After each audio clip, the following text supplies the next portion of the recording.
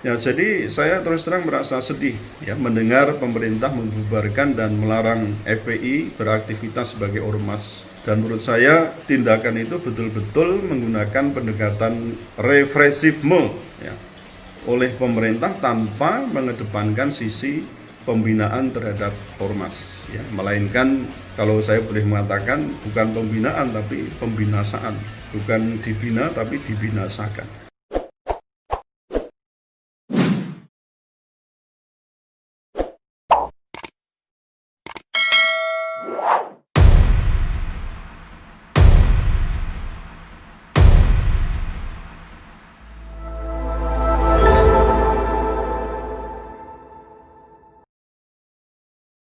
Assalamualaikum warahmatullahi wabarakatuh. Saudara-saudaraku sebangsa dan setanah air, saya Profesor Sutaki berkenankan pada kesempatan ini memberikan legal opinion terkait dengan pembubaran dan pelarangan kegiatan Ormas Front Pembela Islam yang pada tanggal 30 kemarin disiarkan oleh Menko Polhukam dan beberapa jajarannya. Saya ingin memaparkan komentar saya ini dengan titel SKB Keroyokan, Tindakan Eigenrichting, Pembunuh Demokrasi melalui Pembubaran dan Pelarangan Ormas Front Pembela Islam. Saudara sekalian, tampaknya reshuffle Kabinet Indonesia Maju periode kedua ini membuahkan hasil sesuai dengan keinginan Presiden, karena belum berselang lama Wakil Menteri Hukum dan HAM yang masih fresh ya, masih anyar, membacakan keputusan bersama tentang larangan kegiatan penggunaan simbol dan atribut serta penghentian kegiatan Front Pembela Islam. Terus terang hati saya sebenarnya merasa perih ya, menyaksikan style penegakan hukum di Indonesia ini yang lebih mengutamakan tindakan memukul daripada merangkul terhadap ormas-ormas dan atau orang yang dinilai berseberangan dan mengkritisi pemerintah. Jadi seperti sebuah elegi hukum ini dipertontonkan oleh para penegak hukum di negara yang notabene-nya mengaku dirinya sebagai negara hukum, bukan sebagai negara kekuasaan. Tampaknya juga benar dalam hal ini ilmu hukum dan ilmu politik tidak lagi diperlukan negara ini. Ya. Penegakan hukum tidak perlu menggunakan ilmu hukum, tapi cukup menggunakan ilmu aturan yang tidak beraturan, bahkan dikatakan chaos karena diracuni oleh arogansi kekuasaan. Kondisi ini menyebabkan krisis dalam penegakan hukum yang didesain dengan slogan negara tidak boleh kalah, negara tidak boleh kalah dan aparat hukum dilindungi. Cacat hukum dalam memproduksi keputusan akibat dua slogan itu saya kira juga tidak dapat dihindari.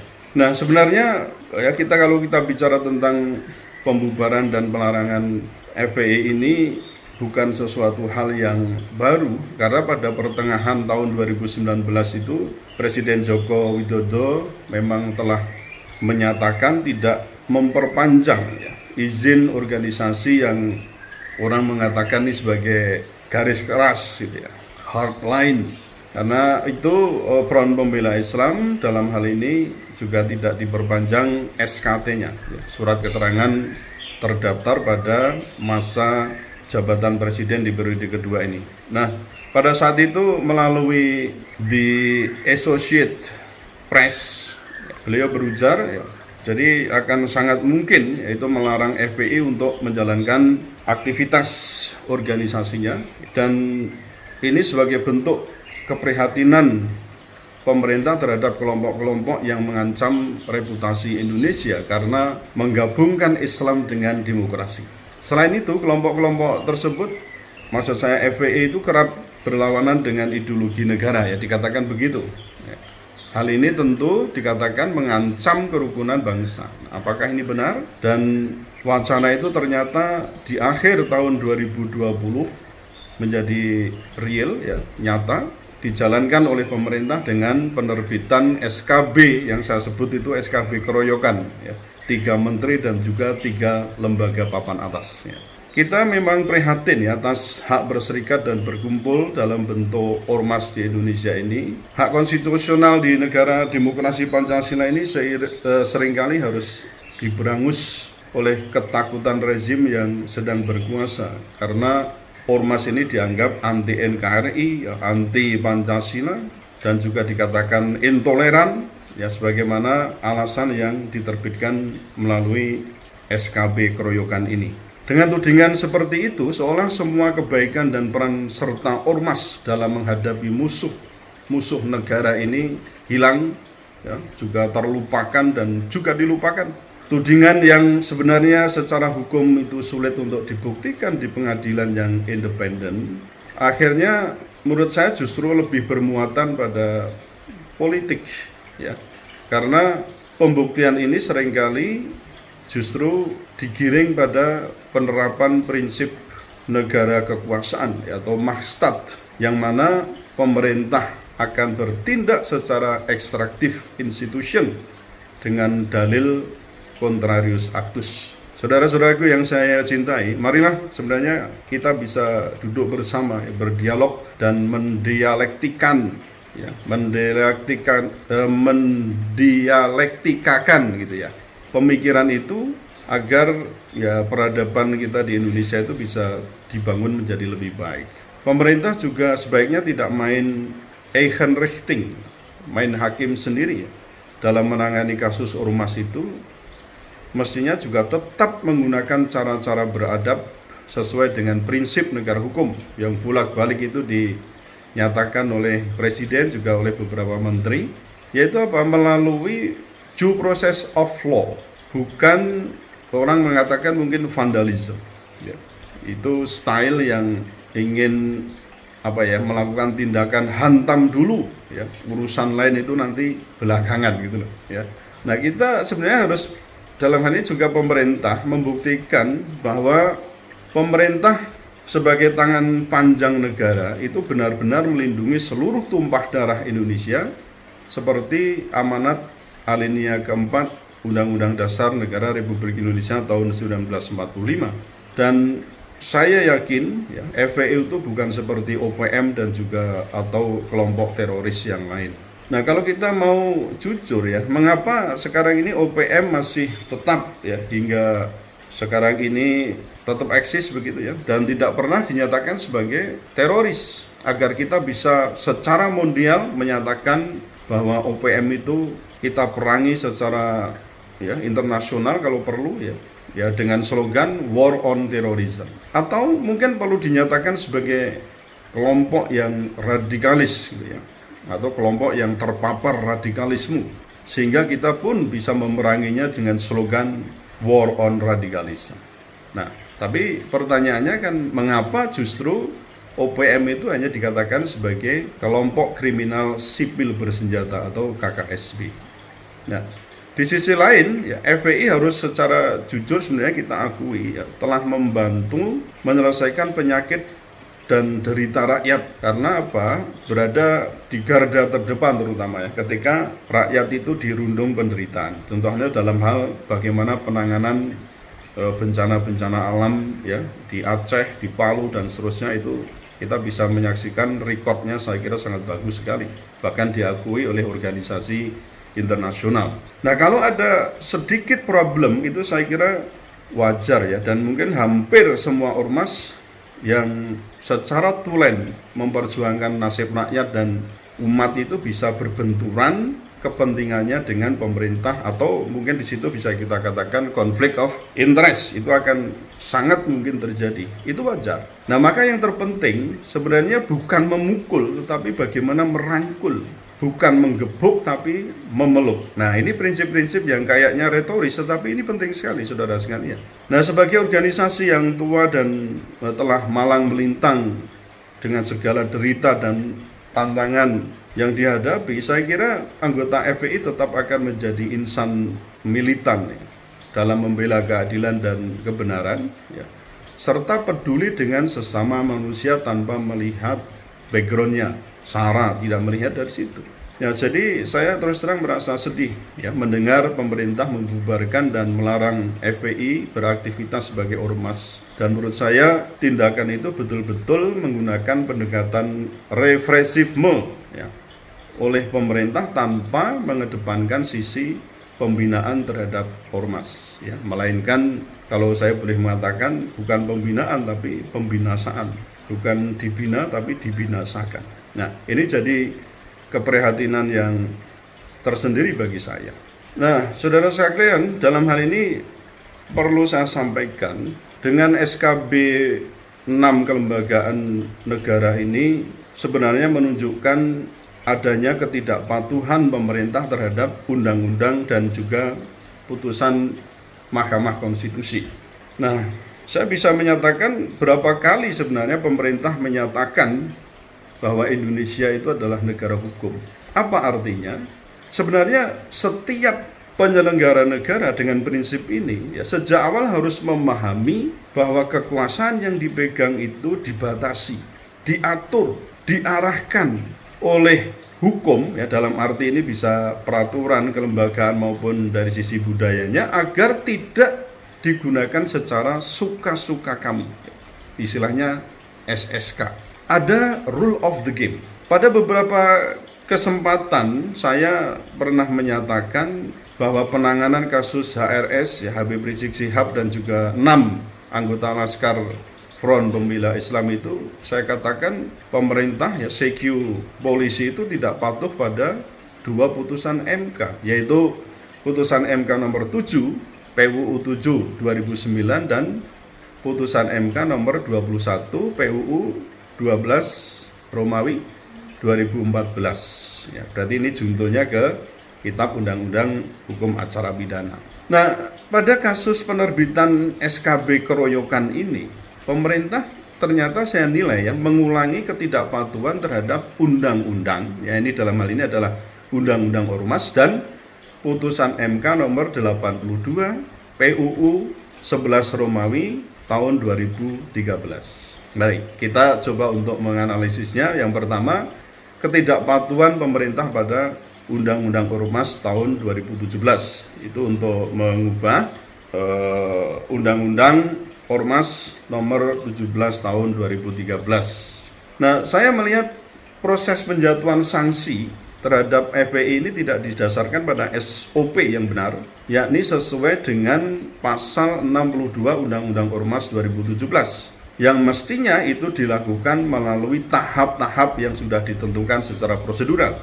Ada 3 tahap yang harus dilalui. Yang pertama, ya tahap 1 itu adalah harus ada surat peringatan tertulis, sebagaimana dimaksud dalam pasal 61 ayat 1 huruf A, diberikan hanya 1 kali dalam jangka waktu 7 hari kerja ya sejak tanggal diterbitkan peringatan itu. Jadi masa peringatan itu 7 hari ya. Dan itu 1 kali, tidak berkali-kali, 1 kali surat peringatan tertulis. Dan menurut informasi yang saya gali dari Front Pembela Islam, ternyata surat peringatan tertulis ini tidak pernah diberikan ya, sebelum SKB kemarin diterbitkan. Nah, tahap kedua yaitu setelah misalnya 7 hari tidak dipatuhi, surat peringatan tidak diindahkan, maka tahap keduanya adalah diterbitkan surat penghentian kegiatan. Nah, dalam hal ormas tadi tidak mematuhi peringatan tertulis dalam jangka waktu yang tadi dikatakan 7 hari, menteri dan menteri yang mengurusi atau menyelenggarakan urusan pemerintahan di bidang hukum dan hak asasi manusia sesuai dengan kewenangannya menjatuhkan sanksi penghentian kegiatan. Nah, itu tahap yang kedua. Lalu tahap yang ketiga, nah ini baru bisa diterbitkan surat pembubaran, atau mungkin juga sebelum dibubarkan itu ada pencabutan ya, pencabutan badan hukum kalau ada, atau juga pelarangan ormas. Nah, kalau di Undang-Undang Ormas ini kan kita yang kenalnya adalah mengenai pencabutan dan sekaligus pembubaran, ya tidak ada istilah pelarangan itu ya. Pelarangan ormas itu sebenarnya tidak kenal kita di situ. Nah, dalam hal ormas tidak mematuhi sanksi penghentian kegiatan sebagaimana dimaksud pada ayat 2, menteri dan menteri yang menyelenggarakan urusan pemerintahan di bidang hukum dan hak asasi manusia sesuai dengan kewenangannya melakukan pencabutan surat keterangan terdaftar atau pencabutan status badan hukumnya. Nah, kalau pencabutan badan hukum itu berarti sekaligus di pasal 80A itu dijelaskan otomatis ya organisasi itu dinyatakan bubar. Nah, saudara sekalian, ketika tahap-tahap tersebut di atas tidak dilakukan oleh pemerintah, maka menurut saya surat keputusan bersama yang tadi saya sampaikan itu adalah cacat hukum. Karena tadi saya katakan setahu saya pemerintah belum pernah memberikan surat peringatan dan surat penghentian kegiatan sebagaimana dimaksud pada pasal 62 Undang-Undang Ormas 2017 itu. Nah, cacat hukum tersebut jika terbukti dapat menjadi alasan agar SKB dibatalkan oleh pengadilan yang berwenang. Nah, oleh karena itu sebenarnya dalam hal ini FPI dapat mengajukan permohonan gugatan kepada Pengadilan Tata Usaha Negara untuk menilai adanya prosedur yang cacat dan SKB itu juga berdampak terhadap kegiatan Front Pembela Islam. Nah, dalam pandangan saya sebenarnya PT UN sebenarnya tidak berwenang ya untuk menilai bagaimana substansi organisasi dan ada atau tidaknya penyimpangan hukum kegiatan FPI. Yang berhak menilai itu memang betul ya menurut Undang-Undang Nomor 17 tahun 2013 ya, Undang-Undang Nomor 17 tahun 2013 itu yang menilai adalah Pengadilan Negeri atas gugatan yang diwakili oleh kejaksaan sebagai pengacara negara.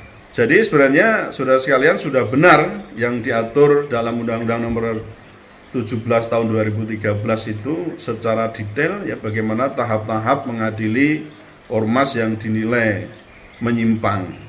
Namun ya sayang sekali seluruh ketentuan tersebut telah dihapus oleh Perpu Ormas tahun 2017 yang menurut saya itu sangat beraroma menerapkan negara kekuasaan dibandingkan dengan negara hukum. Yang kedua, ini ketidakpatuhan pemerintah pada putusan MK. Memang betul ya bahwa negara ini tidak boleh tunduk pada narasi kebencian ya, atau mungkin juga tindakan intoleran atau mungkin anti-anti yang lain ya, anti Pancasila, anti NKRI dan seterusnya dan lain sebagainya. Tetapi di sisi lain, negara itu juga dalam hal ini pemerintah ya harus menghormati, memenuhi dan melindungi hak asasi manusia, khususnya terkait dengan masalah ini adalah tentang kebebasan berserikat dan berorganisasi di negara hukum yang berlandaskan pada prinsip rule of law. Menurut saya ya, surat keputusan bersama keroyokan ini bertentangan dengan prinsip rule of law, khususnya terkait dengan hak asasi manusia mengenai kebebasan untuk berserikat dan juga berkumpul. Nah, SKB keroyokan ini menurut saya salah satunya didasarkan pada jelas tadi ya Undang-Undang Nomor 17 Tahun 2013, kemudian sebagaimana diubah dengan Undang-Undang Nomor 16 Tahun 2017 yang dalam hal ini sebenarnya sejak awal itu ya kelahirannya sangat kontroversial, khususnya terkait dengan Perpu Ormas 2017 yang saya kira kita juga bisa menilai itu sangat bermasalah dari perspektif negara hukum. Nah, saudara sekalian, Undang-Undang Ormas tahun 2017 itu memang memungkinkan ya pemerintah untuk membubarkan organisasi secara sepihak tanpa melalui proses peradilan atau sering kita sebut sebagai due process of law. Nah, saya menyebutnya pemerintah itu sudah bertindak secara extractive institution. Jadi extractive institution itu bisa dikatakan sebagai lembaga pengayak tunggal ya, untuk menilai tindakan ormas itu apakah menyimpang atau tidak. Nah, mestinya kan yang tadi tidak boleh dilakukan Eigenrechtling atau juga extractive institution itu karena bertentangan dengan prinsip negara hukum Indonesia. Jadi ketika mau mencabut badan hukumnya itu mesti harus berdasarkan pada putusan pengadilan. Tapi ya tadi ya, sesuai dengan saya sampaikan bahwa di Undang-Undang Ormas ini nggak perlu itu proses due process of law itu di pengadilan, ya cukup kementerian. Sebenarnya saya katakan keroyokan itu karena sebenarnya cukup dengan Kementerian Hukum dan HAM saja yang menerbitkan itu, tidak perlu rombongan ya. Ada 6 kelembagaan negara yang mesti terkait dengan surat keputusan bersama itu, dan saya nggak menyatakan tidak penting harus secara keroyokan macam itu. Nah, pernyataan dalam SKB keroyokan ya, bahwa organisasi ini tidak diperpanjang atau dalam hal ini karena tidak memiliki surat keterangan terdaftar, sebenarnya ya tidak bisa kemudian dikatakan bahwa tiba-tiba secara de jure itu bubar. Ya, saya kira ini tidak tepat. Karena kalau kita dasarkan pada putusan MK nomor 82 PUU 11 2013 telah dinyatakan secara jelas di situ bahwa pasal 16 ayat 3 dan pasal 18 Undang-Undang Ormas 2013 yang mewajibkan organisasi masyarakat itu memiliki SKT itu bertentangan dengan Undang-Undang Dasar 1945. Nah, konsekuensinya apa? Organisasi yang tidak memiliki SKT dikategorikan sebagai organisasi yang tidak terdaftar. Lalu bukan dinyatakan atau dianggap bubar secara hukum.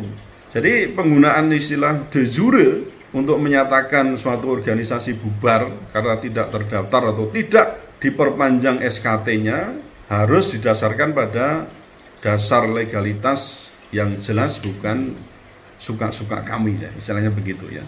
Nah, sementara itu putusan MK nomor 82 tahun 2013 maupun Undang-Undang Ormas tahun 2013 tidak menentukan atau tidak mengatur hal tersebut. Justru pada bagian bagian pertimbangan putusan Mahkamah Konstitusi itu dinyatakan bahwa berdasarkan prinsip kebebasan berkumpul dan berserikat, suatu ormas yang tidak mendaftarkan diri pada instansi pemerintah yang berwenang tidak mendapatkan pelayanan dari pemerintah atau negara, tetapi negara tidak dapat menetapkan ormas tersebut sebagai ormas terlarang, atau negara juga tidak dapat melarang kegiatan ormas sepanjang tidak melakukan kegiatan yang mengganggu keamanan, ketertiban umum, atau melakukan pelanggaran hukum.